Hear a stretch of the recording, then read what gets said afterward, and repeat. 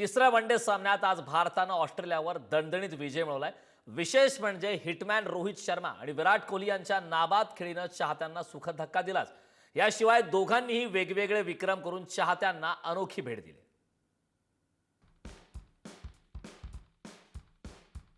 Australia विरुद्ध पहिले 2 सामने हरलेल्या भारतीय संघानं शनिवारी सिडनीमध्ये शेवटचा सामना अगदी सहज जिंकला। रोहित शर्माच्या नाबाद 121 धावा आणि विराट कोहलीच्या 73 धावांमुळे भारतानं ऑस्ट्रेलियाचं 237 धावांचं आव्हान 39व्या ओव्हरमध्येच पार केलं। भारताच्या 2 दिग्गज खेळाडूंच्या चाहत्यांसाठी हा सामना पर्वणी ठरला। रोहित शर्मानं वनडेमधलं 33वं शतक ठोकलं, जे 259 दिवसांनी पाहता आलं। रोहित ऑस्ट्रेलियामध्ये सर्वाधिक शतक ठोकणारा परदेशी खेळाडू ठरला।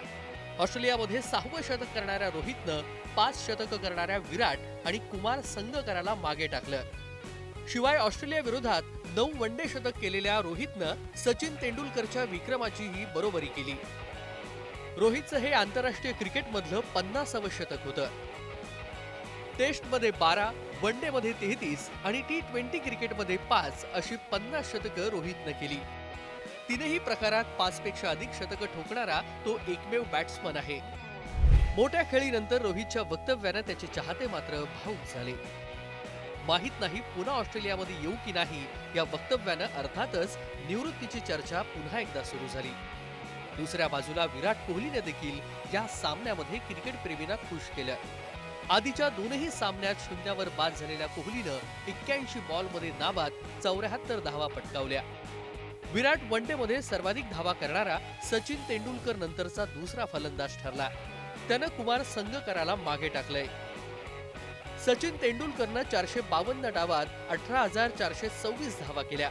विराट कोहलीनं 293 डावात 14,235 धावा केल्या, तर कुमार संगकारानं 380 डावात 14,234 धावा केल्या होत्या। विराट कोहलीच्या रिटायरमेंटची चर्चा करणाऱ्यांसाठी त्याची ही खेळी उत्तर होती।